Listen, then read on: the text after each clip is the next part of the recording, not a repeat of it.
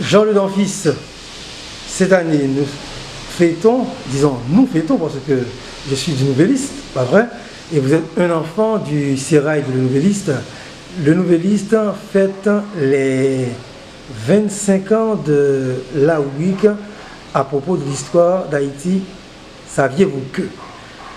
Dites-nous, et ça se sort pour un livre? Oui, il y a un livre qui sort. Le livre qui sort cette année pour les 25 ans de la rubrique dans le Nouvelliste, c'est l'histoire d'Haïti anecdote.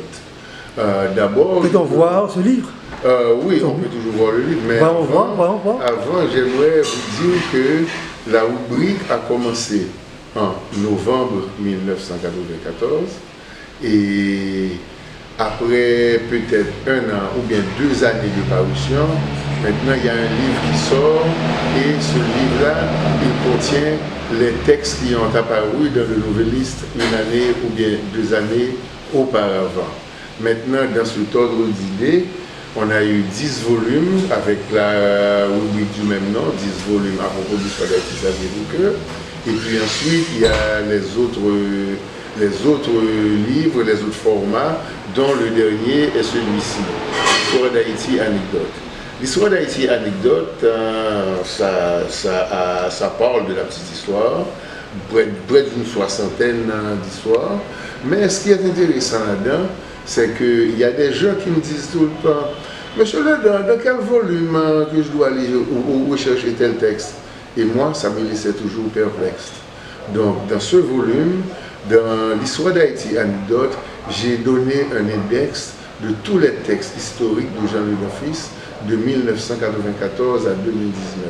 Ce qui veut dire que, en arrière de cet ouvrage, vous n'avez qu'à rechercher l'année, rechercher le texte, et vous savez exactement dans quel volume aller chercher. Et ce livre sera en vente dans les librairies, bien entendu, mais vous allez faire une vente signature. Vous pouvez nous donner les lieux comme repères?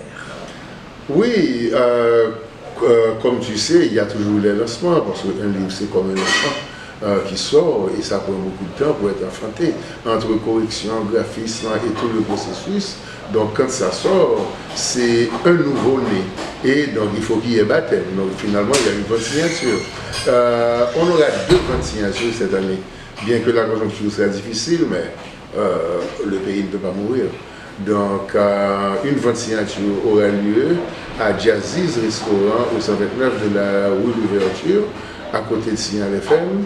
Ça c'est pour le 7 décembre. Et une semaine après, le 14 décembre, il y aura une vente signature chez l'éditeur à Belgouette, au 24 de la rue de Caen, entre Bois-Vernat et Turgeon. Donc 2 ventes signatures? Oui, 2 ventes signatures, et c'est après que je vais déposer ça en librairie. À propos de l'histoire d'Haïti, saviez-vous que c'est une rubrique qui a une histoire?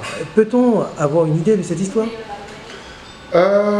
Ça, c'était pendant l'embargo de 1991, pendant qu'on ne pouvait pas sortir, ou bien plus ou moins si on sortait, c'était justement pour aller chercher la famille à l'école et tout ça, parce que en plein embargo, le gallon de gasoil était cher, et finalement, on restait chez soi. On allait faire du sport, on marchait, on lisait, et parfois, les matins, j'allais en compagnie de mon ami Daniel Elie, on allait faire une marche à Soissons, on redescendait, après ça, bon, on allait peindre, moi je peignais aussi, lui aussi, et aller chercher les parents à l'école, et dans l'après-midi, on remonte, et bon, mettons, avec grog et dents, on s'assied, et finalement, un beau jour, on s'est dit, allons faire l'histoire de la chronologie de la période révolutionnaire, c'est-à-dire 1791, 1803, 1804.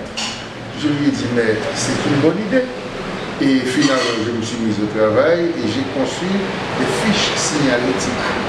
Des fiches signalétiques qui parlaient de la chronologie d'une semaine avec illustration, source et légende. Donc là, quand j'avais une fiche, je mettais ça de côté. Et en novembre 1994, tout le monde avait espoir, après l'embargo qui coinçait, et le retour du président à l'époque. Donc on pensait qu'on allait avoir quelque chose de nouveau. Donc là, maintenant j'ai écrit à plusieurs compagnies, et c'est ainsi que la brasserie Prestige, Michael Madsen et Willem Gardner Donc, ils m'ont appelé, ils m'ont dit de leur réserver cette chronique. Et c'est comme ça que la chronique a passé 18 ans et demi avec la brasserie. Ensuite, 4 ans et demi avec la BSC. Et maintenant, les charges étaient devenues trop lourdes. Donc maintenant, j'ai séparé en plusieurs petites portions. Donc là, j'ai 2, 3, 4 sponsors, dépendant de la conjoncture. Mais il faut que je te dise, Claude Bernard, que ce n'est pas un travail qui est rentable, mais je considère ça comme mon apport à la communauté. Parce qu'il faut participer à la vie de la communauté et laisser une vingtaine de volumes pour la postérité. Moi, je crois que j'ai fait mon petit lot. Vous êtes un athlète de l'écriture. Tous les week-ends, vous devez présenter quelque chose. Comment vous faites ça? C'est une tâche à laquelle je me suis assigné moi-même. Pour moi, étant donné que j'avais commencé tout petit avec la musique, ensuite la guitare, ensuite la basse, ensuite la batterie, ensuite le foot, parce que j'ai toujours joué au foot, et c'est le foot qui a payé ni mon collège, ni mon université. Et donc, il y a toujours quelque chose d'artistique qui se passe. Et ensuite, la tapisserie, ensuite la peinture. D'ailleurs, il faut que je te dise que la plupart de mes ouvrages sont illustrés avec mes tableaux à moi. Ce qui fait que je n'expose pas, je ne vends pas tellement mes tableaux, mais j'ai une exposition permanente sur mes ouvrages. Et après la tapisserie et la peinture, et maintenant c'est devenu l'écriture. Et l'écriture, j'ai commencé à écrire depuis à New York University en 1983.